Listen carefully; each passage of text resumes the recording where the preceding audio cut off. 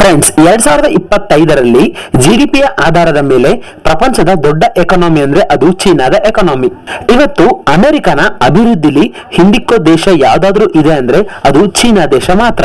ಭಾರತಕ್ಕೆ ಬ್ರಿಟಿಷರಿಂದ 1947ರಲ್ಲಿ ಸ್ವತಂತ್ರ ಸಿಗುತ್ತೆ.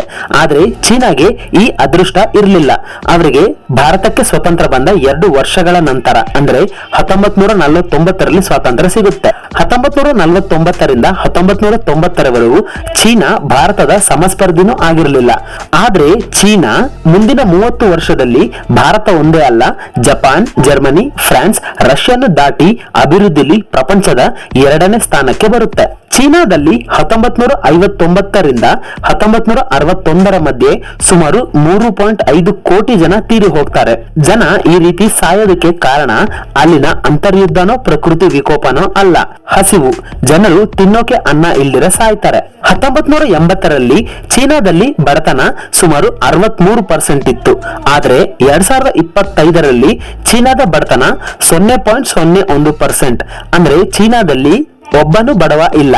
ಫ್ರೆಂಡ್ಸ್, ಈ ವಿಡಿಯೋದಲ್ಲಿ ಚೀನಾ ಯಾವ ರೀತಿ ಅಭಿವೃದ್ಧಿನ ಸಾಧಿಸ್ತು, 3.5 ಕೋಟಿ ಜನ ಚೀನಾದಲ್ಲಿ ಅನ್ನ ಇಲ್ದರೆ ಯಾಕೆ ಸತ್ರು, ಅಲ್ಲಿನ ನಾಯಕರು ತಗೊಂಡಂತ ಕೆಟ್ಟ ಡಿಸಿಷನ್ಗಳ್ಯಾವುದು, ಒಳ್ಳೆ ಡಿಸಿಷನ್ಗಳ್ಯಾವುದು ಅನ್ನೋದನ್ನ ಈ ವಿಡಿಯೋದಲ್ಲಿ ನೋಡೋಣ. ಫ್ರೆಂಡ್ಸ್, ಇನ್ಫಾರ್ಮೇಶನ್ ಇಷ್ಟ ಆದ್ರೆ ಈ ವಿಡಿಯೋಗೆ ಜಸ್ಟ್ ಒಂದು ಲೈಕ್ ಅನ್ನು ಕೊಟ್ಟು ಚಾನೆಲ್ ಅನ್ನ ಸಪೋರ್ಟ್ ಮಾಡಿ. ಫ್ರೆಂಡ್ಸ್, ಚೀನಾ ದೇಶನು ಭಾರತದ ತರಾನೇ ಬ್ರಿಟಿಷರು ಬರೋದಕ್ಕಿಂತ ಮುಂಚೆ ಶ್ರೀಮಂತ ದೇಶ ಆಗಿತ್ತು. ಚೀನಾ 1839ರಿಂದ 1949ರವರೆಗೂ ಬ್ರಿಟಿಷರ ಕಪಿಮುಷ್ಟಿಲಿ ಇರುತ್ತೆ.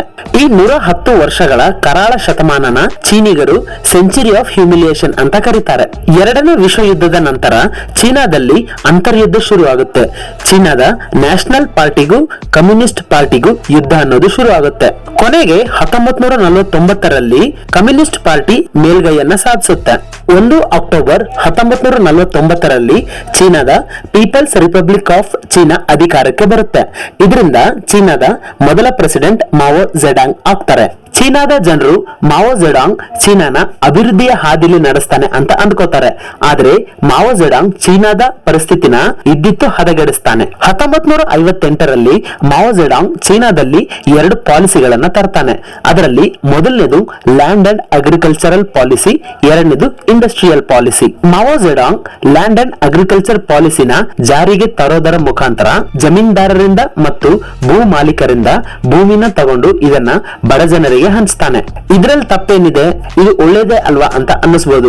ಆದ್ರೆ ಇದರಲ್ಲೇ ಒಂದು ಟ್ವಿಸ್ಟ್ ಇದೆ. ಅದೇನಂದ್ರೆ ರೈತರಿಗೆ ಲಾಭನಾದ್ರೂ ಬರ್ಲಿ ನಷ್ಟನಾದ್ರೂ ಬರ್ಲಿ, ಆದ್ರೆ ರೈತರು ಬೆಳೆದಿದ್ದನ್ನ ಪೂರ್ತಿ ಗೌರ್ಮೆಂಟ್ ಗೆ ಕೊಡ್ಬೇಕು. ಇದರಿಂದ ಕೆಲ ವರ್ಷಗಳ ನಂತರ ರೈತರು ತಾವು ವ್ಯವಸಾಯದಿಂದ ನಷ್ಟ ಹೋಗ್ತಾ ಇದೀವಿ ಅನ್ನೋದನ್ನ ಅರ್ಥ ಮಾಡ್ಕೊಂಡು ಬೆಳೆ ಬೆಳೆಯೋದನ್ನೇ ನಿಲ್ಲಿಸ್ತಾರೆ. ಇದರಿಂದ ಧಾನ್ಯಗಳ ಉತ್ಪಾದನೆ ಇಲ್ಲದಿರ ಚೀನಾದಲ್ಲಿ ಆಹಾರದ ಕೊರತೆ ಉಂಟಾಗುತ್ತೆ. ಕೆಲ ದಿನಗಳಲ್ಲಿ ಇದೊಂದು ಬರವಾಗಿ ಬದಲಾಗಿ ಚೀನಾದ ತುಂಬಾ ಹಬ್ಬುತ್ತೆ. ಇದರಿಂದ ಚೀನಾದ ಜನರು ತಿನ್ನೋಕೆ ಅನ್ನ ಇಲ್ದಿರ ಸಾಯೋ ಪರಿಸ್ಥಿತಿಗೆ ತಲುಪ್ತಾರೆ. ಮಾವೋ ಝೆಡಾಂಗ್ ನ 2ನೇ ಪಾಲಿಸಿ ಇಂಡಸ್ಟ್ರಿಯಲ್ ಪಾಲಿಸಿ. ಇದು ಚೀನಾದಲ್ಲಿ ಅಟ್ಟರ್ ಫ್ಲಾಪ್ ಆಗುತ್ತೆ. ಇಲ್ಲಿ ಇಂಡಸ್ಟ್ರಿಯಲ್ ಪಾಲಿಸಿ ಏನೋ ಒಳ್ಳೇದು, ಆದ್ರೆ ಇಂಡಸ್ಟ್ರಿಗಳನ್ನ ನಡೆಸೋ ಲೇಬರ್ ಗಳು ಚೀನಾದಲ್ಲಿ ಸ್ಕಿಲ್ಡ್ ಲೇಬರ್ ಗಳಾಗಿರ್ಲಿಲ್ಲ. ಚೀನಾದ ಜನರ ಹತ್ರ ಅವತ್ತಿಗೆ ಇಂಡಸ್ಟ್ರಿಗೆ ಬೇಕಾದ ಸ್ಕಿಲ್ ಇರ್ಲಿಲ್ಲ. ಜೊತೆಗೆ ಚೀನಾ ಸ್ಕಿಲ್ಡ್ ಲೇಬರ್ ಗಳನ್ನ ಹೊರದೇಶದಿಂದ ಬರಮಾಡ್ಕೋತಿರ್ಲಿಲ್ಲ. ಇದರಿಂದ ಇಂಡಸ್ಟ್ರಿಗೆ ಬೇಕಾದ ಟೆಕ್ನಾಲಜಿ ಅವರಿಗೆ ಸಿಕ್ತಿರ್ಲಿಲ್ಲ. ಟೆಕ್ನಾಲಜಿ ಸ್ಕಿಲ್ ಇಲ್ಲದಿರ ಚೀನಾ ಇನ್ವೆಸ್ಟ್ ಮಾಡಿದ್ದ ಸಾವಿರಾರು ಕೋಟಿ ಹಣ ವ್ಯರ್ಥ ಆಗೋಗುತ್ತೆ. ಮುಖ್ಯವಾಗಿ ಚೀನಾದಲ್ಲಿ ಐರನ್ ಮತ್ತು ಸ್ಟೀಲ್ ಇಂಡಸ್ಟ್ರಿಗಳು ಹಳ ಹಿಡಿಯುತ್ತವೆ. ಅವರು ತಯಾರು ಮಾಡಿದ ಪ್ರಾಡಕ್ಟ್ಸ್ ಗಳಲ್ಲಿ ಕ್ವಾಲಿಟಿ ಅನ್ನೋದೇ ಇರ್ತಿರ್ಲಿಲ್ಲ.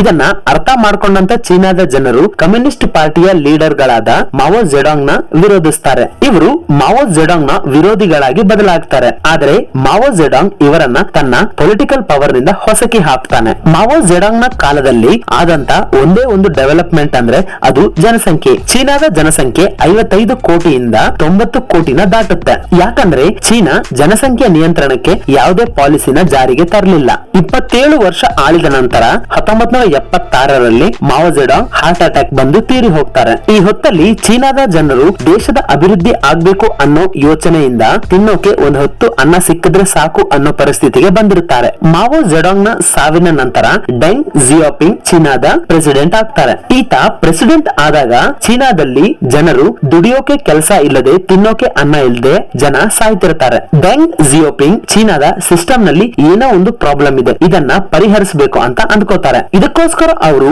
ಚೀನಾದ ಸುತ್ತಲಿರೋ ತಾಯ್ವಾನ್, ಜಪಾನ್, ಮಲೇಷ್ಯಾ, ದಕ್ಷಿಣ ಕೊರಿಯಾದಂತ ಅಭಿವೃದ್ಧಿ ಹೊಂದಿದ ದೇಶಗಳಿಗೆ ಭೇಟಿ ಕೊಟ್ಟು ಈ ದೇಶಗಳು ಇಷ್ಟು ಬೇಗ ಅಭಿವೃದ್ಧಿ ಸಾಧಿಸೋಕೆ ಕಾರಣ ಆಗಿರೋ ಎಕನಾಮಿಕ್ ಪಾಲಿಸಿಗಳನ್ನ ಓದಿದ ನಂತರ ಡೆಂಗ್ ಜಿಯೋಪಿಂಗ್ ಗೆ ಅರ್ಥ ಆಗಿದ್ದು ಏನಂದ್ರೆ ಈ ದೇಶಗಳೆಲ್ಲ ಕ್ಯಾಪಿಟಲಿಸಂ ಅಂದ್ರೆ ಬಂಡವಾಳಶಾಹಿ ವ್ಯವಸ್ಥೆನ ಪಾಲಿಸ್ತಿದೆ ಅಂತ. ಫ್ರೆಂಡ್ಸ್, ಕ್ಯಾಪಿಟಲಿಸಂ ಅಂದ್ರೆ ಏನು ಅಂತ ಸಿಂಪಲ್ ಆಗಿ ಅರ್ಥ ಮಾಡ್ಕೊಳ್ಳೋಣ. ಪ್ರಪಂಚದಲ್ಲಿ ಅರ್ಥ ವ್ಯವಸ್ಥೆಗಳು 3 ತರದ್ದು. ಮೊದಲನೇದು ಸೋಷಿಯಲಿಸ್ಟ್ ಎಕಾನಮಿ. ಇಲ್ಲಿ ಕಂಪನಿಗಳು, ಫ್ಯಾಕ್ಟರಿಗಳು, ಲ್ಯಾಂಡ್, ಲೇಬರ್, ಸಂಪನ್ಮೂಲ ಎಲ್ಲದರ ಮೇಲೆ ಗವರ್ಮೆಂಟ್ ನ ಹಿಡಿತಾ ಇರುತ್ತೆ. ಇಲ್ಲಿ ಪ್ರೈವೇಟ್ ಕಂಪನಿ ಅನ್ನೋ ಮಾತೇ ಇರಲ್ಲ. ಇದಕ್ಕೆ ಉದಾಹರಣೆ ಚೀನಾ. ಎರಡನೇದು ಕ್ಯಾಪಿಟಲಿಸಂ. ಇಲ್ಲಿ ವಿದ್ಯೆ, ಆರೋಗ್ಯದಂತ ಇಂಪಾರ್ಟೆಂಟ್ ಸೆಕ್ಟರ್ ಗಳಲ್ಲಿ ಮಾತ್ರ ಗವರ್ಮೆಂಟ್ ಇರುತ್ತೆ, ಮಿಕ್ಕಿದ್ದನ್ನೆಲ್ಲ ಪ್ರೈವೇಟ್ ಕಂಪನಿಗಳೇ ನೋಡ್ಕೊಳ್ಳುತ್ತೆ. ಎಲ್ಲಾ ನಿರ್ಣಯಗಳನ್ನ ಖುದ್ದು ಪ್ರೈವೇಟ್ ಕಂಪನಿಗಳೇ ತಗೊಳುತ್ತೆ. ಇದಕ್ಕೆ ಉದಾಹರಣೆ ಅಮೆರಿಕ. ಮೂರನೇದು ಮಿಕ್ಸ್ಡ್ ಎಕಾನಮಿ. ಇಲ್ಲಿ ಗವರ್ಮೆಂಟ್, ಪ್ರೈವೇಟ್ ಎರಡು ಭಾಗಿಯಾಗಿ ಕೆಲಸ ಮಾಡುತ್ತೆ. 1980ರವರೆಗೂ ಚೀನಾ ಸೋಷಿಯಲಿಸ್ಟ್ ಎಕಾನಮಿನ ಫಾಲೋ ಮಾಡ್ತಾ ಇತ್ತು. ಆದ್ರೆ ಡೆಂಗ್ ಜಿಯೋಪಿಂಗ್ ಚೀನಾದಲ್ಲೂ ಕ್ಯಾಪಿಟಲಿಸಂ ಅನ್ನ ತಂದು ಯುವಕರಿಗೆ ಕೆಲಸ ಕೊಟ್ಟು ಬಡತನ ನಿರ್ಮೂಲನೆ ಮಾಡಬೇಕು ಅಂದ್ಕೋತಾರೆ. ಇದರಿಂದ ಪ್ರೈವೇಟ್ ಕಂಪನಿ ಮತ್ತು ಫಾರಿನ್ ಕಂಪನಿಗಳನ್ನ ಚೀನಾಗೆ ಬರಮಾಡ್ಕೋತಾರೆ. ಇದಕ್ಕೋಸ್ಕರ ಚೀನಾ ಓಪನ್ ಡೋರ್ ಪಾಲಿಸಿನ ಜಾರಿಗೆ ತರುತ್ತೆ. ಚೀನಾದಲ್ಲಿ ದಶಕಗಳಿಂದ ಸೋಷಿಯಲಿಸಂ ಇತ್ತು. ಈಗ ಸಡನ್ ಆಗಿ ಕ್ಯಾಪಿಟಲಿಸಂ ಅನ್ನ ದೇಶದಾದ್ಯಂತ ಇಂಪ್ಲಿಮೆಂಟ್ ಮಾಡೋಕ್ಕಾಗಲ್ಲ. ಇದರಿಂದ ಡೆಂಗ್ ಜಿಯೋಪಿಂಗ್ ಚೀನಾದ ಒಂದು ಹಳ್ಳಿನ ಸೆಲೆಕ್ಟ್ ಮಾಡಿ ಅದನ್ನ SEZ ಸ್ಪೆಷಲ್ ಎಕನಾಮಿಕ್ ಝೋನ್ ಅಂತ ಅನೌನ್ಸ್ ಮಾಡ್ತಾರೆ. ಸ್ಪೆಷಲ್ ಎಕನಾಮಿಕ್ ಝೋನ್ ಅಂದ್ರೆ ಈ ಪ್ರದೇಶದಲ್ಲಿ ಕಂಪನಿ ಇಡೋರಿಗೆ ಗವರ್ಮೆಂಟ್ ಕೆಲ ಸವಲತ್ತುಗಳನ್ನ ಕೊಡುತ್ತೆ. ಉದಾಹರಣೆಗೆ free land, tax benefit, cheap labour ನಂತದ್ದು. ಈ ಹಳ್ಳಿನ ಸ್ಪೆಷಲ್ ಎಕನಾಮಿಕ್ ಝೋನ್ ಆಗಿ ಮಾಡಿದ ಕೆಲವೇ ವರ್ಷಗಳಲ್ಲಿ ಈ ಹಳ್ಳಿ ಪ್ರಪಂಚದಲ್ಲೇ ವೇಗವಾಗಿ ಡೆವಲಪ್ ಆಗ್ತಿರೋ ನಗರಗಳಲ್ಲಿ ಒಂದಾಗುತ್ತೆ. ಇದರಿಂದ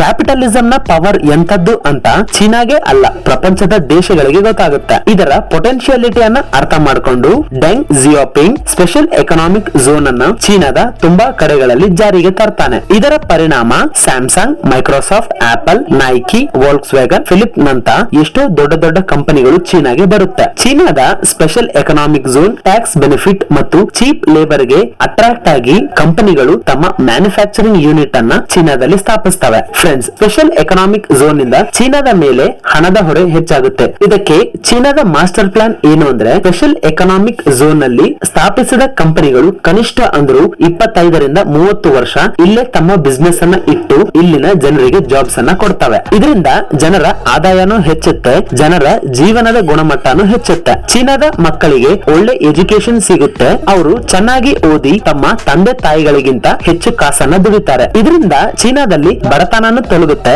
ಅವರು ಕಟ್ಟೋ ಟ್ಯಾಕ್ಸ್ ಇಂದ ಸರ್ಕಾರಕ್ಕೆ ಆದಾಯನೂ ಬರುತ್ತೆ. ಇದರಿಂದ ಚೀನಾ ವೆಲ್ಫೇರ್ ಸ್ಕೀಮ್ಸ್ ಅಂದ್ರೆ ಕಲ್ಯಾಣ ಕಾರ್ಯಕ್ರಮಗಳ ಮೇಲೆ ಖರ್ಚು ಮಾಡೋ ಅವಶ್ಯಕತೆ ಇರೋಲ್ಲ. ಡೆಂಗ್ ಜಿಯೋಪಿಂಗ್ ರ ಮುಂದಾಲೋಚನೆ ಮತ್ತು ದಿಟ್ಟ ನಿರ್ಧಾರಗಳಿಂದ ಚೀನಾದಲ್ಲಿ ಬಡತನ 63% ನಿಂದ 0.01% ಗೆ ಇಳಿಯುತ್ತೆ. ಬರೀ 40 ವರ್ಷದಲ್ಲಿ ಚೀನಾದ ತಲಾದಾಯ ವಿಪರೀತ ಹೆಚ್ಚಾಗುತ್ತೆ. ಇದೇ ಕಾರಣಕ್ಕೆ ಡೆಂಗ್ ಜಿಯೋಪಿಂಗ್ ರನ್ನ ಫಾದರ್ ಆಫ್ ಮಾಡರ್ನ್ ಚೈನಾ ಅಂತ ಕರೀತಾರೆ. ಇವರ ನಂತರ ಬಂದ ಎಲ್ಲಾ ಪ್ರೆಸಿಡೆಂಟ್ ಗಳು ಡೆಂಗ್ ಜಿಯೋಪಿಂಗ್ ರನ್ನೇ ಫಾಲೋ ಮಾಡ್ತಾರೆ. ಫ್ರೆಂಡ್ಸ್, ಇದಾಗಿತ್ತು ಇವತ್ತಿನ ವಿಡಿಯೋ.